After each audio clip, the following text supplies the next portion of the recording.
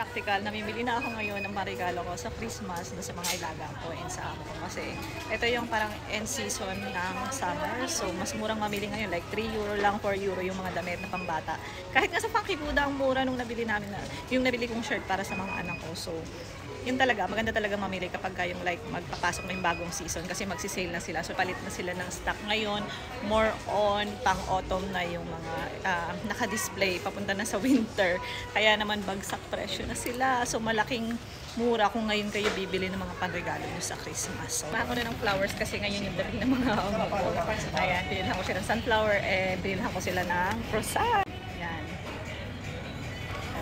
Nandito na ako sa bahay and nakabili ako ng 12 pieces from Zara ng mga pambata at ang nabili ko lahat ay parang 42 euro lang. So siguro kung hindi siya naka-sale baka nasa 100 plus to guys kasi ang bawat isa kalimitan nito katulad nito ito ay nasa 14 euro something I think. Wait, i-check ko yung price. Look, nasa 17 euro yung price niya. So, binili ko to para sa anak ko. And ngayon is 4 euro na lang. So, yan. Kung uuwi kayo ng Pilipinas, mas maganda na mamimili kayo talaga is pag naka-sale, pag end na ng season. Malaking tipid, diba? So, hindi na ako mamimili ng panregalo ko sa Pasko kasi binili ko na rin yung mga alaga ko.